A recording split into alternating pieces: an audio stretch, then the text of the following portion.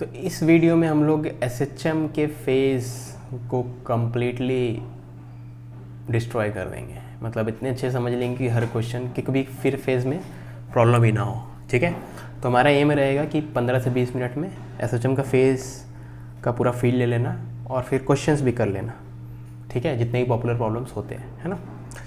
Target audience यहाँ पे JEE main और इंजीनियरिंग एंट्रेंस एग्ज़ाम की तैयारी करने वाले स्टूडेंट्स हैं और नीट और या अदर मेडिकल एग्ज़ाम्स की तैयारी करने वाले स्टूडेंट्स हैं। दोनों के लिए रेलेवेंट है वीडियो। ठीक है, जो बोर्ड वाले बच्चे हैं वो ना भी देखेंगे तो चलेगा, क्योंकि उनके हिसाब से मुझे नहीं लगता ज़्यादा कुछ इसमें उनको सीखने को, मतलब उनके लिए रेलेवेंट है ज़्यादा कुछ। ठीक है, क्योंकि थोड़ा डीप में जाएंगे हम लोग, है ना। फेज़ वगैरह थोड़ा डीप कॉन्सेप्ट होता है। ठीक है, ओके। तो एसएचएम का इक्वेशन आप सुने होंगे, जैसे position in SHM A cos omega T plus five ऐसे बताते हैं हम लोग, है ना, या A sine omega T plus five. ठीक है, तो बेसिकली फेज़ किसको बोलते हैं, कॉस या साइन, इसके बाद जो एंगल वाला पार्ट होता है ना, उसी को हम लोग फेज़ बोलते हैं। ठीक है, तो आप यहाँ पे ये तो पोजीशन है, तो पोजीशन में जो एंगल वाला पार्ट है उसको बोलेंगे फेज़ ऑफ पोजीशन, तो इसको बोलेंगे फेज़ ऑफ पोजीशन। ठीक है, वैसे इसको बोलते हैं फेज़ ऑफ पोजीशन, क्योंकि ये भी पोजीशन बता रहा है आपको। ठीक है, अब अगर इस पोजीशन को हम डिफ्रेंशिएट कर दें टाइम के रिस्पेक्ट में तो वेलोसिटी मिल जाएगा, तो इसको डिफ्रेंशिएट करेंगे तो ऐसा मिल जाएगा। इसको भी कर सकते थे, है ना, मैं एक एग्जांपल लेके दिखा रहा हूँ, ये दोनों ही पोजीशन है। ठीक है, इसको डिफ्रेंशिएट करेंगे तो ऐसा मिल जाएगा। तो ये भी एक एंगल वाला पार्ट है ना, कॉस के बाद आ रहा है, कॉस या साइन किसी की बात हो तो ये भी फेज़ कहलाएगा। लेकिन ये क्योंकि वेलोसिटी का इक्वेशन है तो इसको क्या बोलेंगे, फेज़ ऑफ वेलोसिटी। ठीक है, तो अगर पोजीशन का इक्वेशन है तो phase of position, phase of position, velocity का इक्वेशन है तो फेज़ ऑफ वेलोसिटी, सिंपल। ठीक है, ओके। तो बेसिकली जो एंगल वाला पार्ट है उसको हम लोग फेज़ बोलते हैं, और ध्यान रखना कि एक ही टर्म होना चाहिए, एक ही एंगल वाला पार्ट होना चाहिए।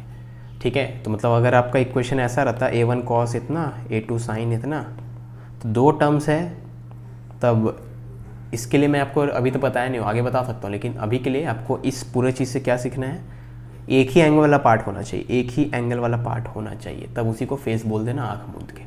ठीक है, ओके। जैसे यहाँ पे एग्जांपल लेता हूँ मैं, दो एंगल वाला पार्ट होगा तब अब क्या करोगे, तो मान लो आपको पोजीशन दिया गया ऐसा, A cos omega T plus five plus B sine omega T plus five, ये दिया हुआ है, तो इसको फेस मत बोल देना। सिमिलरली इसको फेस मत बोल देना, क्यों, क्योंकि दो जगह एंगल दिख रहे हैं। आपको एक जगह एंगल दिखता है तब आप उसको फेस बोलते हो, दो जगह दिखता है तब नहीं बोलते हो। ठीक है ना, तो दो जगह दिख रहा है तो फिर आप मैथमेटिक्स यूज़ करके, ट्रिग्नोमेट्री के आइडेंटिटीज यूज़ करके ट्राई करोगे इस पूरे चीज़ को एक टर्म में रिड्यूस करने का। ठीक है, तो कुछ ज्योमेट्री वगैरह, ट्रिग्नोमेट्री वगैरह यूज़ करके, जिसके नीट के बच्चे जो है इस पर उसका स्ट्रेस ना ले, इसको हम लोग इस फॉर्म में कन्वर्ट कर सकते हैं।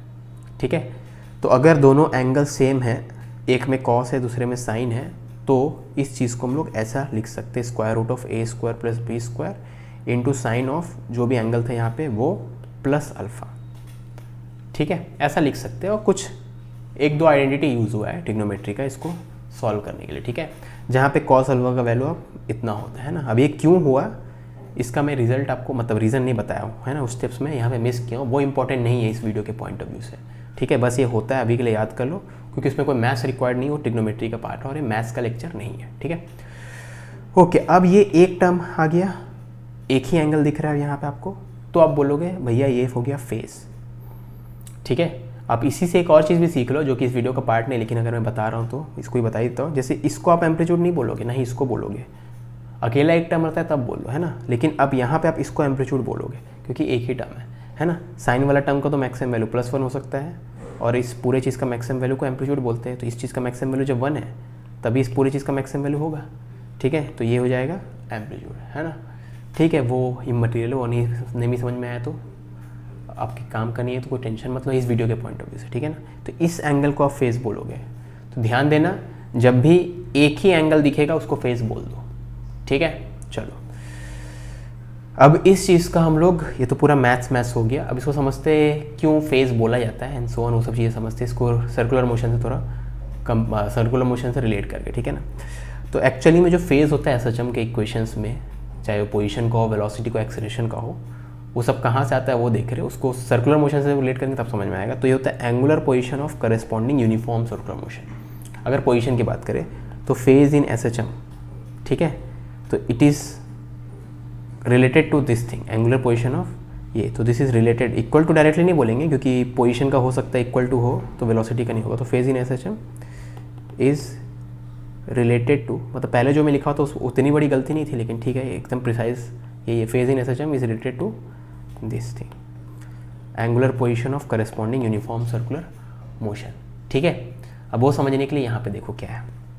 तो मान लो एक पार्टिकल सर्कुलर मोशन कर रहा है, यूनिफॉर्म सर्कुलर मोशन, ठीक है ना, टी इक्वल टू 0 पे वो यहाँ पे है ना, और ये कांस्टेंट एंगुलर स्पीड ओमेगा से एंटी क्लॉकवाइज डायरेक्शन में घूम रहा है। तो टी सेकंड्स के बाद ये कितना एंगल कवर कर चुका होगा, ओमेगा इंटू टी। ठीक है ना, 1 सेकंड में ओमेगा रेडियन कवर कर रहा है तो टी सेकंड्स में ओमेगा इंटू टी, तो ये एंगल ओमेगा इंटू टी है। ठीक है ना, तो ये पार्टिकल का न्यू पोजीशन है ना। तो अगर इस पार्टिकल का हम लोग वाई कोऑर्डिनेट देखें तो हमें इतना मिलेगा, है ना, बेसिकली इसका ये वाला कंपोनेंट है ना। तो ये लेंथ अगर ए है, ये एंगल पूरा कितना है, ओमेगा टी प्लस 5, तो ये हो जाएगा ए साइन ओमेगा टी प्लस 5। वैसे इस पार्टिकल का अगर एक्स कोऑर्डिनेट देखें तो हो जाएगा ए कॉस ओमेगा टी प्लस 5। ठीक है, तो एक्स कोऑर्डिनेट हो जाएगा ए कॉस ओमेगा टी प्लस 5 और वाई कोऑर्डिनेट हो जाएगा ए साइन ओमेगा टी प्लस 5। ठीक है, तो अब देखो ना, ये पार्टिकल अलग अलग जगह पहुँचेगा तो हम लोग बोलेंगे अलग अलग फेज पे है ये। ठीक है, जब यहाँ पहुँच जाएगा तो हम लोग बोलेंगे 90 डिग्री फेज पे, या इसका फेज 90 डिग्री। यहाँ पहुँच जाएगा तो 180 डिग्री है, यहाँ पे है 45 डिग्री पे, एंड सो ऑन। तो मतलब क्या है, अब आपको पता तो है कि ये वाला जो इक्वेशन है ये तो एसएचएम का इक्वेशन है। तो इस पार्टिकल का भले ये सर्कुलर मोशन में मूव कर रहा है, लेकिन इसका जो वाई कोऑर्डिनेट है वो तो एसएचएम कर रहा है ना। या आप अगर इसको फिजिकल सेंस में सोचना है कि सर इसका वाई कोऑर्डिनेट क्यों देख रहे हो, तो आप समझ लो यहाँ से लाइट शाइन करवा रहे हैं। ठीक है, और ये एक वॉल है, तो वॉल पे क्या, वॉल पे कहाँ पे शैडो बनेगा, वाई कोऑर्डिनेट पे ही तो शैडो बनेगा ना। ठीक है, क्योंकि लाइट का पाथ वाई एक्सिस के परपेंडिकुलर है ना।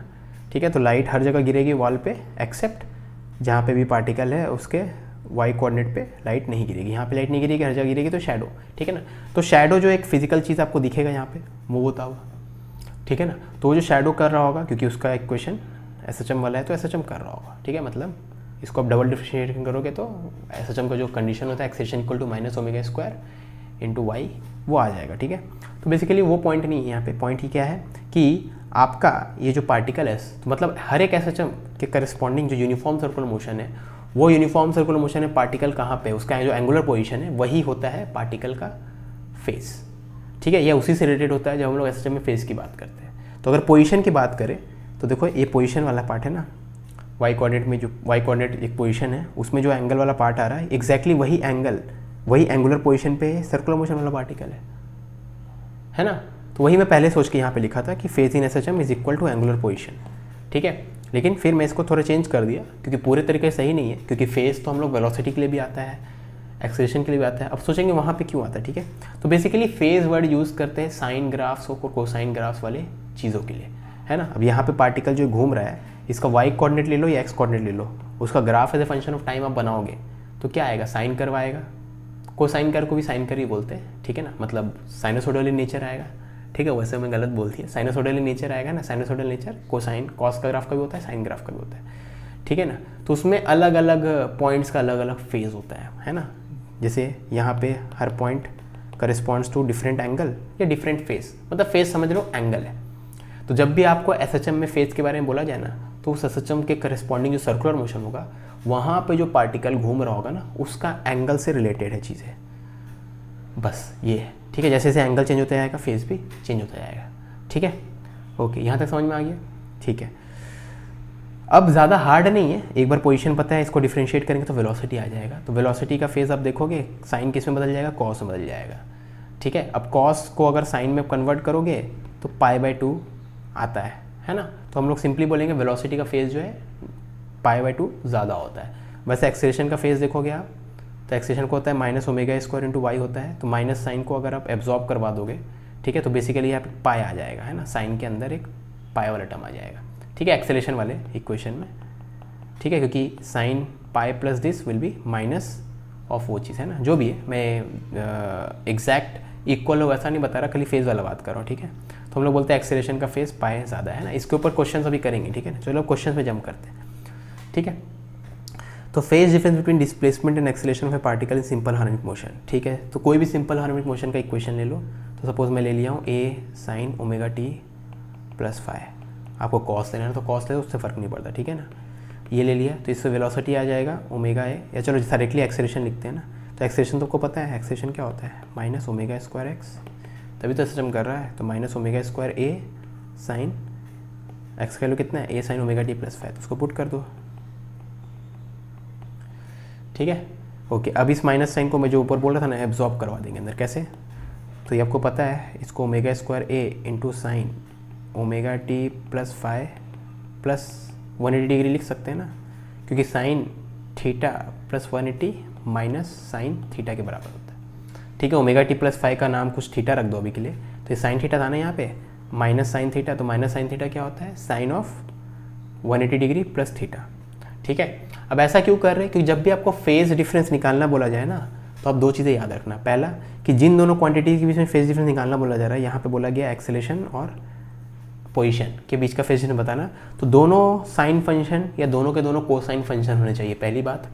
दूसरी बात, दोनों का ये वाला पार्ट जो है एम्पलीट्यूड वाला पार्ट जो है, इसको मैं लूजली एम्पलीट्यूड वाला पार्ट बोल रहा हूँ, ये वाला टर्म जो है पॉजिटिव होना चाहिए या सेम साइन के होना चाहिए, तो ये अगर नेगेटिव है तो यहाँ भी नेगेटिव रखो, अगर ये चीज़ पॉजिटिव है तो इसको भी पॉजिटिव रखो, ठीक है। मतलब क्या है, यहाँ पे इसको और इसको कंपेयर करके मत बोल देना, क्योंकि यहाँ पे माइनस साइन आ रहा है और यहाँ पे प्लस साइन है, ठीक है। दोनों का दोनों वाला पार्ट सेम साइन का होना चाहिए, ठीक है। तो अगर ये पॉजिटिव रखे हो तो इसको ही पॉजिटिव में कन्वर्ट करो, इसलिए इस माइनस को हम लोग हटा के ऐसा लिखने की कोशिश किए, और उस माइनस को हटाने के चक्कर में साइन वाला जो एंगल वाला पार्ट है वहाँ पे पाया आ गया। अब इन दोनों को आप कंपेयर करो, ठीक है।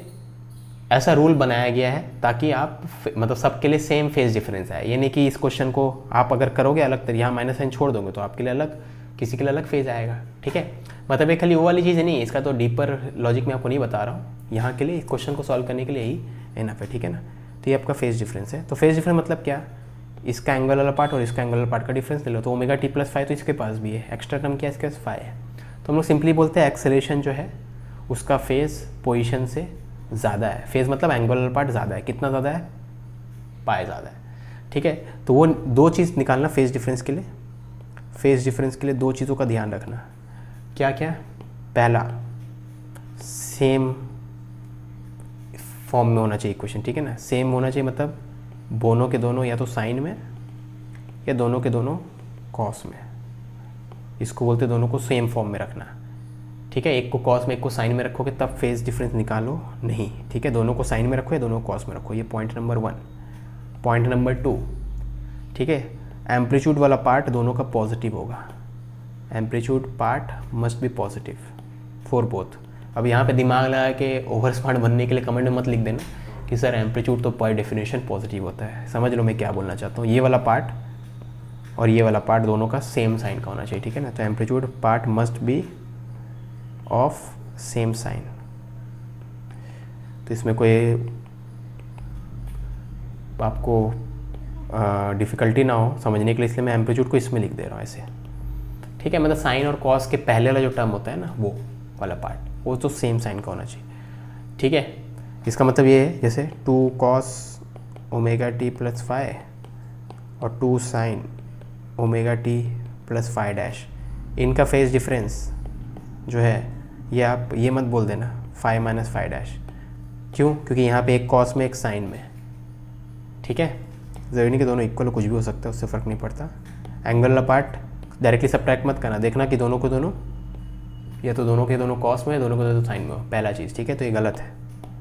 दूसरा चीज़ क्या जो मेरे को पता है उसके हिसाब से 2 cos ओमेगा टी प्लस, मान लो यहाँ 30 डिग्री है, यहाँ 3 cos omega T plus 70 degree, तो यहाँ पे फेज डिफरेंस फिर से सिंपली दोनों को सब्ट्रैक्ट मत कर देना, सर 40 डिग्री आ रहा है, ये मत कर देना। यहाँ पे क्या वायलेट हो रहा है, एक पॉजिटिव है तो दूसरा नेगेटिव है, तो इसको या तो पॉजिटिव में कन्वर्ट करो या तो इसको नेगेटिव में कन्वर्ट करो, वो करने के बाद एंगल वाले पार्ट को का डिफरेंस निकालना, ठीक है। तो ये भी गलत है, यही तो रूल्स में यहाँ पे बताया हूँ कि दोनों या तो पॉजिटिव हो या तो नेगेटिव हो, और दोनों के दोनों या तो साइन में हो तो कोसाइन में, ठीक है। तो यहाँ पे एक साइन था एक कोसाइन था, इसलिए ये रूल वायलेट हुआ, मतलब एक लॉ एक वो वाला पार्ट हम लोग वायलेट किया, और यहाँ पे एक प्लस पॉजिटिव था एक नेगेटिव था, ठीक है। ओके, एक और क्वेश्चन देखते हैं। 2 simple pendulum of length 0.5 meter and 2 meter respectively are given small linear displacement in one direction at the same time। हमें पता है सिंपल पेंडुलम भी तो एसएचएम ही करता है ना, ठीक है। पार्ट स्लाइटली कर्व्ड रहता है लेकिन आप इसको स्ट्रेट लाइन पे अप्रॉक्सीमेट कर सकते हो, एसएचएम कर रहे हैं, ठीक है। दे विल अगेन, तो शुरू में तो दोनों सेम पोजीशन से स्टार्ट किया है, तो they will again be in the same phase when the pendulum of shorter length has completed how many oscillations, ठीक है। तो दोनों के दोनों वापस सेम स्टेट, फेज मतलब स्टेट ही है, मैं आपको बताऊंगा कैसे, में कितनी देर के बाद होंगे, और वो कितनी देर जो है सेकेंड्स में नहीं बताना है, number of oscillations completed by the shorter pendulum वो बताना है, ठीक है। तो 0.5 मीटर और 2 मीटर में जो शॉर्टर पेंडुलम है 0.5 मीटर का है ना, ठीक है। तो इसको हम लोग 2-3 तरीके से कर सकते हैं, बहुत ही आसान क्वेश्चन है। अगर आप टाइम पीरियड देखो, टाइम पीरियड क्या होता है सिंपल पेंडुलम का, 2π√L/g है ना, तो 2π और √g तो कैंसिल हो जाएगा, L1 L2, तो L1 L2 2π√L/g ना, हाँ ठीक है। तो ये कितना आ जा रहा है 0.1/4 हाफ, ठीक है। तो हम लोग यहाँ पे क्या बोल सकते हैं कि टाइम पीरियड का रेशियो 1/2 का है ना। अब इसका मतलब क्या है कि पहला वाला पेंडुलम का अगर टाइम पीरियड 1 सेकेंड है तो दूसरे वाले पेंडुलम का टाइम पीरियड 2 सेकेंड है। इसका मतलब क्या है, पहला वाला पेंडुलम अगर आप सोचोगे 2 सेकेंड में ये वाला पेंडुलम तो एक ही ऑसिलेशन करेगा, लेकिन ये ऊपर वाला पेंडुलम जो है 2 ऑसिलेशन कर पाएगा क्योंकि इसका टाइम पीरियड हाफ है। तो जितने देर में ये वाला पेंडुलम 1 ऑसिलेशन करेगा उतने देर में ये 2 कर लेगा क्योंकि इसको आधा टाइम ही लग रहा है, ठीक है। अब इसको आप सिंपली ऐसे ड्रॉ करके भी बना सकते हो इस क्वेश्चन को, ठीक है ना। तो दोनों पेंडुलम को मैं ड्रॉ करता हूँ, है ना, ये बड़ा वाला पेंडुलम और यहाँ पे छोटा वाला पेंडुलम, ठीक है ना। ज़रूरी नहीं कि दोनों का एम्पलीट्यूड भी सेम हो, कुछ भी हो सकता है ना, क्योंकि टाइम पीरियड एम्पलीट्यूड पे डिपेंड नहीं करता, ठीक है। तो यहाँ पे मैं इसको एक्सट्रीम पे रखा हूँ, इसको भी एक्सट्रीम पे रखा हूँ, ये t=0 है। ये देखना क्वेश्चन में क्या बोला गया था, शुरू में दोनों को एक्सट्रीम पे ले आके छोड़ दिए एक साथ, है ना। तो ये भी अपने एक्सट्रीम पे, ये भी अपने एक्सट्रीम पे है, तो दोनों के दोनों अपने एक्सट्रीम पे है, तो हम लोग बोलते हैं दोनों का फेज सेम है। क्योंकि यहाँ पे फेजेस देखो ना क्या क्या हो सकता है, एक एक्सट्रीम से मीन पे आना और मीन से दूसरे एक्सट्रीम पे जाना, ठीक है। तो अगर यहाँ पे फेज को आप 0 डिग्री बोलोगे तो यहाँ पे 1/4 ऑफ मोशन हो गया है, मतलब 90 डिग्री का फेज कवर हो गया है। क्योंकि आप इसको सर्कुलर मोशन से कंपेयर करो ना, सर्कुलर मोशन में क्या है 90 डिग्री के 4 पार्ट आते हैं, वैसे यहाँ पे भी 4 पार्ट में आप एसएचएम को देख सकते हो ना। एक पार्ट एक्सट्रीम से मीन जाना, दूसरा मीन से दूसरा एक्सट्रीम पे जाना नेगेटिव एक्सट्रीम, तीसरा पार्ट नेगेटिव एक्सट्रीम से मीन पे आना, और चौथा पार्ट मीन से पॉजिटिव एक्सट्रीम, मतलब एक साइकिल खत्म हो गया। वैसे सर्कुलर मोशन में भी एक साइकिल खत्म हो जाएगा तब तक, ठीक है। तो 0 डिग्री है 90 डिग्री, 90 डिग्री से 180 डिग्री, 180 डिग्री से 270 डिग्री, 270 डिग्री से 360 डिग्री, ठीक है। एक फेज मतलब एक साइकिल खत्म, है ना, ऐसे समझ सकते हो आप। ये मत बोलना कि सर यहाँ पे 0 डिग्री होना ज़रूरी है क्या, मैं खाली एग्जांपल के तौर पे बोल रहा था। मान लो यहाँ पे फेज आप कुछ भी लोगे, 5 लोगे, तो यहाँ पे 5 + 90 ले लो, ठीक है। ओके, वो सब इंपॉर्टेंट नहीं है। यहाँ पे देखो t=0 पे ये, ठीक है। अब आपको बोला गया था छोटे पेंडुलम का कितना ऑसिलेशन के बाद, छोटा पेंडुलम यहाँ पे मान लो ये है, इसको मैं छोटा बना देता हूँ, ठीक है ना। ये छोटा लेंथ वाला पेंडुलम है, ठीक है, ये भी अपने एक्सट्रीम पे है ना। ओके, अब आंसर किसके किस फॉर्म है, छोटे पेंडुलम के 1 ऑक्सीलेशन के बाद, 2 ऑक्सीलेशन के बाद, 3 के बाद, 5 के बाद, यही सब है ना ऑप्शंस, ठीक है। 1 ऑक्सीलेशन के बाद देखेंगे तो छोटा पेंडुलम अगर 1 ऑक्सीलेशन करेगा तो वापस यहीं पे आ चुका होगा, ठीक है। तो कॉपी पेस्ट, क्योंकि उसको वहीं पे ड्रॉ करना है मुझे, है ना, ठीक है। ये हो जाएगा कितने देर के बाद, t= यहाँ पे लिख देता हूँ मैं, t= 1 सेकेंड, है ना, ठीक है। सॉरी, हाँ, छोटे वाले का 1 सेकेंड है ना। आप 1 सेकेंड का तो कुछ भी ले सकते हो, ठीक है, 1:2 के रेशियो में लेना, मैं 1 सेकेंड बोल रहा हूँ, ठीक है। लेकिन इसका टाइम पीरियड, अगर इसका टाइम पीरियड 1 सेकेंड है तो इसका टाइम पीरियड कितना होगा, 2 सेकेंड होगा। तो ये 2 सेकेंड में कंप्लीट साइकिल करेगा, लेकिन 1 सेकेंड में तो दूसरे एक्सट्रीम पे रहेगा। तो 1 सेकेंड बाद इसको आप देखोगे तो दूसरे एक्सट्रीम पे है ये x = -a1 पे होगा एट t = 1 सेकेंड। समझ रहे हो बात को ना, ये यहाँ से दूसरे एक्सट्रीम पे ही जा पाया, ठीक है ना। और 1 सेकेंड वेट करो, तो और 1 सेकेंड अगर वेट करोगे तो ये यहाँ पे आ जाएगा, ठीक है ना। और 1 सेकेंड मतलब t = 2 सेकेंड में, लेकिन 1 सेकेंड बाद फिर से ये अपना एक साइकिल ख़त्म कर चुके हैं, तो ये तो ऐसा ही दिख रहा होगा फिर से।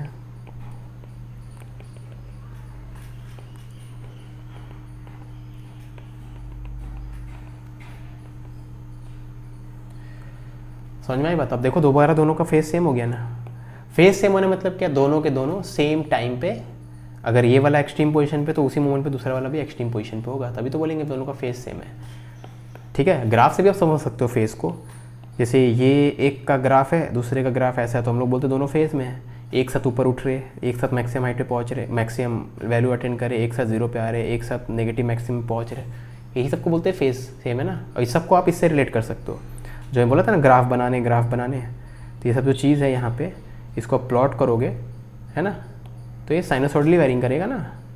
ठीक है, तो वही ग्राफ का वेरिएशन जो है वो फेज आपको उससे ही पता चलता है। ठीक है ना, दो आपको ग्राफ दे दिए, दोनों का वेरिएशन आपको पता है, दोनों साइनोसॉइडल ग्राफ्स है, तो आप उनको देख के ही बता सकते हो कितना फेज में शिफ्टेड है ना। दोनों एक साथ ऊपर नीचे हो रहे तो दोनों फेज में। ठीक है, एक ग्राफ ऐसा चल रहा है और दूसरा ग्राफ ऐसा चल रहा है, तो हम लोग बोलते हैं दोनों 180 डिग्री फेज डिफरेंस का, क्योंकि जब एक अपना पॉजिटिव मैक्सिमम ले रहा है, दूसरा अपना नेगेटिव मैक्सिमम मतलब नेगेटिव वैल्यू ले रहा है मैक्सिमम पे। ठीक है, एक जब अपना नेगेटिव मैक्सिमम ले रहा है, दूसरा पॉजिटिव मैक्सिमम ले रहा है, तो इसको बोलते हैं 180 डिग्री का डिफरेंस। ठीक है, उसी को यहाँ पे अगर समझना है तो यहाँ पे अभी देखेंगे तो दोनों 180 डिग्री का डिफरेंस है। क्यों? क्योंकि एक अपने नेगेटिव एक्सट्रीम पे है और दूसरा अपने पॉजिटिव एक्सट्रीम पे है। यहाँ पे फेज डिफरेंस 0 था, यहाँ पे फेज डिफरेंस 180 डिग्री का है, यहाँ पे फेज डिफरेंस वापस 0 है। तो आपसे क्वेश्चन पूछा गया था कितने देर के बाद वो लोग सेम फेज में हो जाएंगे। ठीक है, तो इनिशियली सेम फेज में थे और यहाँ पे फिर से सेम फेज में। ठीक है ना, तो कितने देर के बाद, 2 सेकंड के बाद। और 2 सेकंड के बाद छोटा पेंडुलम कितना ऑसिलेशन कर चुका होगा? छोटा पेंडुलम का टाइम पीरियड हम लोग 1 सेकंड माने थे, 2 सेकंड में कितना ऑसिलेशन कर चुका होगा? 2 ऑसिलेशंस। ठीक है, ओके। अब इसी चीज़ को आप, अगर ये पूरा चीज़ आपको लग रहा है कि सर इतना टाइम तो एग्जाम में रहेगा नहीं, और इसको अगर इक्वेशन से सॉल्व करें तो कैसे करेंगे, तो आपको फेज दोनों का इक्वेट करना है। ठीक है, तो मैं इसी चीज़ को यहाँ पे ड्रॉ बनाने की कोशिश करूँगा, इसी का ऑल्टरनेट तरीका। हम लोग क्या करना है, दोनों का फेज सेम करवाना है। ठीक है, इनिशियली सेम फेज है ना, तो phase of first pendulum is equal two phase of second pendulum. ठीक है, तो फेज ऑफ फर्स्ट पेंडुलम हो जाएगा ω1t + 5 और फेज ऑफ सेकेंड पेंडुलम हो जाएगा ω2t + 5। ठीक है, अब दोनों का सेम फेज फेज कांस्टेंट जो होता है, फेज कांस्टेंट अगर आपको याद हो तो सर्कुलर मोशन में जो पार्टिकल है t = 0 पे किस एंगल पे, उसी को फेज बोलते थे, फेज कांस्टेंट बोलते थे, है ना, फाई। ठीक है, तो हम दोनों का सेम इसलिए लिए क्योंकि t = 0 पे तो फेज इक्वल करना है ना, क्वेश्चन ने बोला है t = 0 पे, तो t = 0 पे ये वाला टर्म कैंसिल हो जाएगा। तो अगर एक को φ1 लेते, एक को φ2 लेते, ठीक है, तो उससे आपको पता चलता है दोनों इक्वल होने चाहिए, है ना। तो इसलिए मैं दोनों को, मतलब t = 0 पे दोनों का फेज इक्वल है, इसलिए मैं सेम फेज कांस्टेंट यूज़ कर रहा हूँ। ठीक है ना, ओके। अब ω1 की वैल्यू और ω2 की वैल्यू आप कैसे निकालोगे? तो ω1 ω2 कैसे निकलता है, वो आपको यहाँ पे लेंथ ऑफ पेंडुलम पता है, उससे ओमेगा निकल जाएगा। ठीक है, तो अगर आपको ये पता हो टाइम पीरियड होता है वो 2π/ω होता है, और सिंपल पेंडुलम का टाइम पीरियड कितना होता है 2π√L/g। तो आप देख सकते हो यहाँ पे omega is nothing but √G/L। ठीक है, ओके। तो अगर टाइम का इक्वेशन लिखे यहाँ पे तो ω1 दोनों फेस को इक्वल कर दिया हम लोग, है ना। ठीक है, अब यहाँ पे एक प्रॉब्लम है, 5 तो कैंसिल हो जाएगा, टाइम भी कैंसिल हो गया, तो ω1 = ω2 हो जाएगा। लेकिन ω1 ω2 इक्वल नहीं हो सकते क्योंकि ओमेगा √G/L है, दोनों का L तो डिफरेंट है, तो ओमेगा इक्वल नहीं हो सकता। मतलब इस इक्वेशन में कुछ ना कुछ गड़बड़ी की है हम लोग, और वो गड़बड़ी क्या है, तो आप सिंपली ऐसे सोचो, ये मत सोचो एक क्वेश्चन को सॉल्व करने में कितना टाइम लग रहा है। हम लोग फेस को बहुत अंदर तक समझना चाहते हैं, इसलिए इतना टाइम ले रहे, ज़बरदस्ती ले रहे। ठीक है, तो फेज ऑफ फर्स्ट पार्टिकल आप अगर बोल रहे हो ω1t + 5 और फेज ऑफ सेकेंड पार्टिकल आप बोल रहे हो ω2t + 5, तो सबसे पहली बात तो दोनों का फेज ये दोनों कभी इक्वल नहीं हो सकते एक्सेप्ट t = 0 पे। t = 0 पे तो ये दोनों इक्वल हो जाएंगे, अदरवाइज दोनों इक्वल नहीं होंगे। आप इक्वल करके भी देख लो ना, ये दोनों कैंसिल आउट हो जाएंगे, टी भी कैंसिल, ω1 = ω2 जो कि ट्रू नहीं है। ठीक है, तो जब हम लोग इस क्वेश्चन में बोल रहे हैं ना दोनों का फेज इक्वल है, तो एक्चुअली में उस सेंस में बोल रहे कि एक में 2π का टर्म आ जाएगा। ठीक है, अब बोलोगे सर 2π कहाँ से आया, तो फिर से सोचो, सर्कुलर मोशन 2 पार्टिकल्स कर रहे हैं, ठीक है, एक पार्टिकल यहाँ से स्टार्ट किया, एक पार्टिकल यहाँ से स्टार्ट किया, है ना, ठीक है, और ये फास्ट घूम रहा है, स्लो घूम रहा है, ठीक है ना। तो ये बड़ा वाला सर्कल वाला मान लो फास्ट घूम रहा है, छोटा वाला सर्कल वाला स्लो घूम रहा है, ठीक है ना। तो कुछ देर के बाद देखेंगे तो छोटा सर्कल वाला हाफ रोटेशन कंप्लीट किया, लेकिन बड़ा सर्कल वाला एक रोटेशन कंप्लीट कर लिया, ठीक है। तो ऑफकोर्स ये स्लो घूम रहा है, ये फास्ट घूम रहा है, दोनों दोबारा कभी भी दोनों का angle covered after a given time same नहीं हो सकता, ठीक है। लेकिन कभी ना कभी फ्यूचर टाइम में ऐसे बहुत सारे टाइम्स आएंगे जब दोनों सेम एंगुलर पोजीशन पे हो। मतलब क्या है, भले ये स्लो स्लो घूम रहा है, या एक रेस ट्रैक सोचो ना, एक रेस ट्रैक है, रेस ट्रैक के टर्म्स में सोच लो, और इसमें दो लोग दौड़ रहे हैं ना, ठीक है, और एक फास्ट दौड़ रहा है, एक स्लो दौड़ रहा है ना। तो जो स्लो दौड़ रहा है उसको फास्ट दौड़ने वाला क्रॉस करेगा, और बाद में भी तो क्रॉस करेगा। अगर वो लोग कंटिन्यू करते रहे दौड़ना और स्पीड अपना मेंटेन रखें, तो जो फास्ट वाला है वापस उसको क्रॉस करेगा, वापस करेगा, एंड सो ऑन।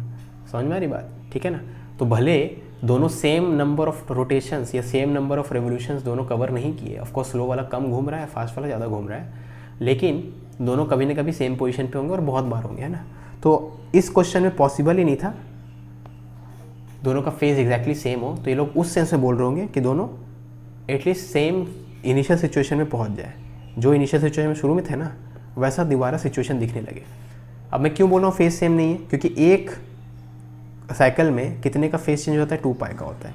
तो यहाँ पे अगर फेज 0 0 मान लेते हैं, तो यहाँ से यहाँ के बीच में बड़ा वाला पेंडुलम बस एक साइकिल ही कंप्लीट किया, देखो ना इस तरफ एक ही बार गया था, तो इसका फेज यहाँ पे 2 पाई बोलेंगे, लेकिन छोटा वाला पेंडुलम 2 साइकिल कंप्लीट कर चुका है। यहाँ पे एक साइकिल और यहाँ से यहाँ में एक साइकिल, तो इसका फेज यहाँ पे 4 पाई, इसका फेज यहाँ पे 2 पाई। लेकिन जो 2 पाई का डिफरेंस है वो तो इररिलेवेंट होता है ना as far as circle is concerned, है ना, ठीक है ना। तो सर्कल में हम लोग 2 पार्टिकल सेम लोकेशन पे, भले एक पार्टिकल बस हल्का चल के और एक पार्टिकल एक फुल चल के यहाँ पे आया, तो हम लोग बोलते दोनों का लोकेशन सेम है, बस उस सेंस में सोचो, ठीक है। तो जब हम लोग को बोला जा रहा है कि दोनों का मिनिमम कितने टाइम के बाद फेज सेम होगा, तो सबसे पहली बात तो omega inversely proportional to L है, तो जिसका एल छोटा उसका फेज ज़्यादा रहेगा, ठीक है। तो ओमेगा φ1 ज़्यादा रहने वाला है φ2 से, तो ये वैल्यू इससे ज़्यादा रहने वाली है। तो इसको बराबर करने के लिए यहाँ पे एक 2 पाई ऐड कर दे। 2 पाई क्यों ऐड किए, आप 4 पाई ऐड करोगे तो आप सबसे छोटा वाला टाइम मिस कर जाओगे। जस्ट लाइक 2 लोग अगर ट्रैक पे दौड़ रहे हैं, तो जो फास्ट दौड़ने वाला हो तो बहुत बार क्रॉस करेगा स्लो दौड़ने वाले को, सबसे पहली बार जब क्रॉस कर रहा है तो हम लोग बोलेंगे दोनों सेम फेज में, है ना। तो वो हमने से पूछा जा रहा है, they will again be in the same phase, बहुत सारे टाइम पे दोनों फेजेस में रहेंगे, ठीक है। ओके, अब इन दोनों को इक्वेट कर दो, तो ओमेगा 2t प्लस 2 पाई, तो φ1 इक्वल टू φ2 करो is equal to omega 1t। तो यहाँ से आपका आएगा omega 1 into omega 2 into t is equal to 2 pi, ठीक है। अब एक काम करते हैं, ओमेगा का तो हमें ये पता है ना, तो रेशियो ले लेते हैं, ठीक है। मतलब ओमेगा 1 से दोनों तरफ डिवाइड कर देते हैं ना, तो इस पूरी चीज़ को ओमेगा 1 से डिवाइड कर देते हैं, ठीक है। डिवाइड करेंगे तो क्या मिलेगा, तो यहाँ पे एक पेज ऐड कर लेते हैं, तो यहाँ तो मिलेगा 1 minus omega 2 by omega 1 into T, या 2 पाई बाय ओमेगा 1 जो इज़ टाइम पीरियड, ठीक है। और ओमेगा 2 बाय ओमेगा 1 आपको पता है omega inversely proportional to root L है, तो root L1 by root L2, ठीक है। अब L1 कितना था, 0.5 था, L2 कितना था, 4 था, 4 था कि 2 था, 0.5 और 2, ठीक है। तो ये 2 था, यहाँ 2 डाल दो, ठीक है। तो ये 1 माइनस ये कितना आ जाएगा, 0.5 बाय 2 यानी 1/4, 1/4 मतलब हाफ, तो ये हाफ हो जाएगा, हाफ 1 माइनस हाफ हो जाएगा, तो t इक्वल टू 2t2। तो आ तो गया twice of time period of smaller pendulum, ठीक है ना। अरे T1 लिख रहे थे ना, मैं T1 है, फर्स्ट वाले को मैं T1 बोल रहे थे, स्मॉलर वाले को T1 बोल रहे थे यहाँ पे, ठीक है। तो आ गया, इसका मतलब क्या है, 2 पीरियड्स ऑफ स्मॉलर पेंडुलम, यही तो आंसर था, ठीक है।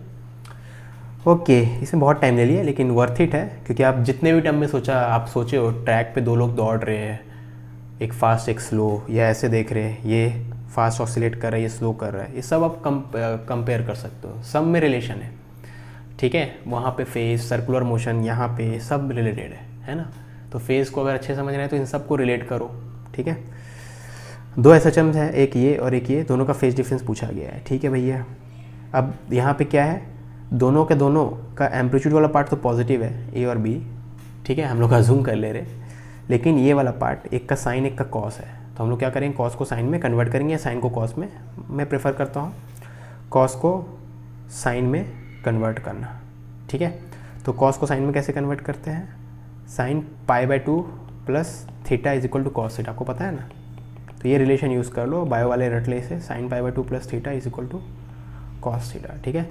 तो जो भी एंगल है कॉस के साथ, उस एंगल में π/2 ऐड कर दोगे तो कॉस के बदले साइन लिख सकते हो आप, ठीक है। तो π/2 प्लस ω/t माइनस kx, ठीक है। तो y ऐसा हो गया, और x तो आपको ऑलरेडी गिवन है, सॉरी एक y1 एक y2 ऐसा करो ना, कम से कम एक y1 है एक y2 है, तो y2 ऐसा हो गया, और y1 तो आपको गिवन है यहाँ से a sign ω/t minus kx, ठीक है। अब देख लो, इन दोनों को कंपेयर कर लो, तो इन दोनों का डिफरेंस निकालोगे, देख लो दोनों के दोनों साइन में है, हाँ है, दोनों का एम्पलीट्यूड पॉजिटिव है। वो हम लोग बोल नहीं सकते क्योंकि b और a का साइन हमें गिवन है, लेकिन ऐसे क्वेश्चन में अज्यूम कर लेना, ठीक है। कुछ नहीं दिया तो ये पॉजिटिव है, ये पॉजिटिव है, तो इन दोनों का डिफरेंस कितने का है, π/2 का है, तो इन दोनों का डिफरेंस इज π/2, ठीक है। तो इसका आंसर हो जाएगा π/2, है ना। ओके, तो अब एक अच्छा क्वेश्चन इस पे है ना। अब बोलोगे सर इजी क्वेश्चन करवा दिए, हार्ड क्वेश्चन करवाओ, तो एक हार्ड क्वेश्चन भी कर लेते हैं, ठीक है। बाय द वे ऊपर वाले इजी क्वेश्चंस थे, लेकिन उनके बेसिस पे ही आप ट्रैक में दौड़ने वाला आदमी, पेंडुलम, सर्कुलर मोशन, सबको रिलेट कर सकते हो, ठीक है। दो पार्टिकल P और Q एसोचम कर रहे हैं of same amplitude A, same frequency F along the same straight line from the same mean position, तो हर चीज़ सेम है दोनों का, ठीक है। Maximum distance between the two particles is this much, है ना। तो if the initial phase difference between the particles is π/n, find n, तो बेसिकली आपसे इनिशियल फेज में क्या डिफरेंस था। तो अगर ये बहुत मैथमेटिकल लग रहा तो आप ऐसा सोचो ना, दोनों सेम लाइन में कर रहे, सेम एम्पलीट्यूड, हर चीज़ सेम है, तो आप अगर इसको सर्कुलर मोशन वाले क्वेश्चन में कन्वर्ट करना चाहते हो तो कर लो। तो एक सर्कल है, उसमें दो पार्टिकल गोल घूम रहे हैं, ठीक है। तो मैं आपको दिखाता हूँ, सर्कुलर मोशन में कन्वर्ट कर लिया मैं क्वेश्चन को, है ना। तो एक सर्कल है, इसमें दो पार्टिकल गोल घूम रहे हैं, एक ये पार्टिकल एक ये पार्टिकल, ठीक है। दोनों का एक्स कोऑर्डिनेट को देखेंगे, तो ये और ये, तो आपको पता है ये अगर यूनिफॉर्म एंगुलर स्पीड से गोल घूम रहा होगा तो इसका जो प्रोजेक्शन है, ये परछाई जो है ये एसएचएम कर रहा होगा। वैसे ये भी यूनिफॉर्म एंगुलर स्पीड से गोल घूम रहा होगा तो इसका भी परछाई एसएचएम कर रहा होगा, ये पता है आपको। तो इन दोनों का बात हो रहा है क्वेश्चन में, लेकिन हम लोग इसको कन्वर्ट कर लिए सर्कुलर मोशन वाले क्वेश्चन में, ठीक है। ओके, तो आप अभी इस सोचो, सिंपली इसको भूल जाओ अभी के लिए, है ना, ये चीज़ भूल जाओ, खाली सर्कुलर मोशन के बारे में सोचना, ठीक है। ओके, इसका परछाई के लिए मैं बार बार ऐसे ड्रॉ कर दूंगा, ठीक है। एक्चुअली में एसएचएम ये दोनों कर रहे हो, इसी के ऊपर क्वेश्चन ही बेस्ड है, लेकिन हम लोग इसको सर्कुलर मोशन में कन्वर्ट किए, फेज उसका बात हो रहा है इसलिए, और सर्कुलर मोशन में कन्वर्ट करके आसान होता है क्वेश्चन, ठीक है। सेम एम्पलीट्यूड है तो दोनों सेम सर्कल में गोल घूम रहे होंगे, अगर एम्पलीट्यूड एक का बड़ा होता है एक का छोटा वाला तो अलग अलग सर्कल ले लेते हैं, ठीक है। सेम मीन पोजीशन है, मतलब दोनों सर्कल का सेंटर सेम होना चाहिए, ठीक है। नहीं तो अगर दो अलग अलग मीन पोजीशन होता तो ये वाला सर्कल में घूमने वाला पार्टिकल के लिए एसएचएम इस लाइन के ये मतलब इतने दूर में होता अबाउट दिस मीन पोजीशन, और इस सर्कल में घूमने वाले के लिए इसके अलॉन्ग होता अबाउट दिस मीन पोजीशन, ठीक है ना। तो इस सब का कारण है, मैं एक ही सर्कल क्यों बनाया हूँ, क्योंकि दोनों का सेम एम्पलीट्यूड है, ठीक है ना, सेम मीन पोजीशन भी है ना, मतलब सेम मीन पोजीशन है इसलिए एक ही सेंटर है और सेम एम्पलीट्यूड है तो एक ही सर्कल है, ठीक है। यही मीन पोजीशन होता दोनों का, लेकिन दो डिफरेंट एम्पलीट्यूड होते तो डिफरेंट सर्कल ड्रॉ करना पड़ता, कंसेंट्रिक ड्रॉ करना पड़ता, क्योंकि सेम मीन पोजीशन होता है, ठीक है। ये आपको समझ में आ गया है ना। सेम फ्रीक्वेंसी है तो फ्रीक्वेंसी तो आपको पता है ω/2π होता है, मतलब सेम ओमेगा, तो दोनों का ओमेगा भी सेम है, ठीक है। तो मैं सबको यहाँ पे समझा देता हूँ, ठीक है। तो सेम मीन पोजीशन मतलब same centre of circular motions, same centre of both circular motion, दोनों सर्कुलर, क्योंकि दो पार्टिकल है ना यहाँ पे, ठीक है। ये दिख नहीं रहा होगा, इसको डिफरेंट कलर दे देते हैं ना, ठीक है। ओके, सेम फ्रीक्वेंसी मतलब सेम ओमेगा, ठीक है, सेम एम्पलीट्यूड मतलब सेम रेडियस, ठीक है, ओके, सब समझ में आ गया है ना। आपको बोल दिया कि maximum separation between the particles during the motion is a√2, ठीक है, मैक्सिमम सेपरेशन कितना है, a√2 है ना। अब समझो ये दोनों तो कांस्टेंट एंगुलर स्पीड से गोल घूम रहे हैं, मतलब दोनों के बीच का एंगुलर सेपरेशन तो फिक्स रहने वाला है, मतलब ये अगर 30 डिग्री तो हमेशा 30 डिग्री ही रहने वाला है, ठीक है। लेकिन इनके परछाइयों के बीच जो सेपरेशन है वो कंटिन्यूसली चेंज हो रहा होगा, है ना। तो मैं आपको 2-3 कन्फिग्रेशन ड्रॉ करके दिखाता हूँ, ठीक है। तो मान लेते हैं इनके बीच का एंगल, फॉर एग्जाम्पल कुछ भी ले सकते हैं हम लोग, ऐसे कलर को इसमें ये रखो। तो मान लेते हैं इनके बीच का जो एंगल है, फेज डिफरेंस जो है ये चलो 5 ही रखते हैं अभी, ठीक है। इनके बीच का फेज डिफरेंस कितने का है, 5 का है ना। तो इस कन्फिग्रेशन के बारे में सोचो जो मैं भी ड्रॉ करने वाला हूँ, है ना। तो यहाँ पे आपको मैं दिखाता हूँ मैं क्या बोल रहा हूँ। तो कभी ना कभी ये दोनों इस कन्फिग्रेशन में आएंगे, एग्जैक्टली इस लाइन से जितना ऊपर ये रहेगा इस लाइन से उतना नीचे ये है, मान लो वो वाला केस, ठीक है। तो ये दोनों एंगल कितना हो जाएगा, ये भी 5/2 हो जाएगा, ये भी 5/2 हो जाएगा। अब इस सिचुएशन में आप देखोगे इसका परछाई, इसका एक्स कोऑर्डिनेट निकालो और इसका एक्स कोऑर्डिनेट निकालो, अरे दोनों तो मैच कर गए। तो दोनों एसएचएम के बीच का सेपरेशन कितना है, यहाँ पे 0। तो यहाँ पे अब अगर आप देखोगे दोनों यहीं पे आ जाएगा, है ना, दोनों एसएचएम। तो सेपरेशन कितना हो जाएगा, 0, ये समझ रहे हो ना, ठीक है। तो मिनिमम सेपरेशन क्या हो गया, 0, ठीक है। अब याद रखना क्योंकि दोनों सेम एंगुलर स्पीड से घूम रहे तो ये एंगल बीच में उनका वही रहने वाला है। ये अगर 30 डिग्री आगे बढ़ गया तो उतनी देर में ये भी 30 डिग्री आगे बढ़ जाएगा, क्योंकि दोनों का एंगल कवर करने का रेट यानी एंगुलर स्पीड सेम है। तो इनके बीच का एंगल तो हमेशा वही रहने वाला है। ये कुछ देर के बाद यहाँ पहुँच जाएगा तो ये यहाँ पहुँच जाएगा, सच दैट ये एंगल फिर से 5 रहेगा। तो इनके बीच का एंगल हमेशा 5 रहने वाला है, ठीक है। तो ये मिनिमम सेपरेशन वाला केस हो गया। इन दोनों पार्टिकल का जो परछाई है ये एक्जैक्टली सेम पोजीशन पे गिर रहे होंगे ऑन एक्स एक्सिस, ठीक है, ओके। तो इस सबको ये भी समझ में आ गया होगा कि मैक्सिमम सेपरेशन कब होगा। तो मिनिमम सेपरेशन के लिए एक्स के अबाउट ये लोग क्या बोलते हैं इसको, क्या सिमेट्रिकली वो है, तो मैक्सिमम सेपरेशन के लिए वाई के अबाउट सिमेट्रिकली रहेंगे, ठीक है। तो मैक्सिमम सेपरेशन कब रहेगा वो मैं यहाँ पे ड्रॉ करता हूँ।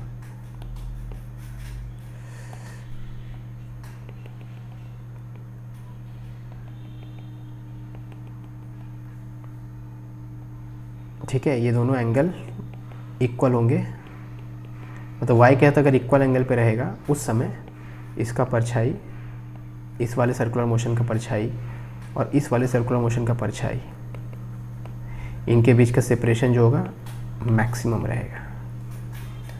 समझ रहे हो ना बात को, ठीक है ना। आप इसको प्रूव भी कर सकते हो आराम से मैथ्स यूज़ करके, ठीक है। 1-2 लाइन ही आएगा, ज़्यादा लाइन नहीं आएगा, ठीक है।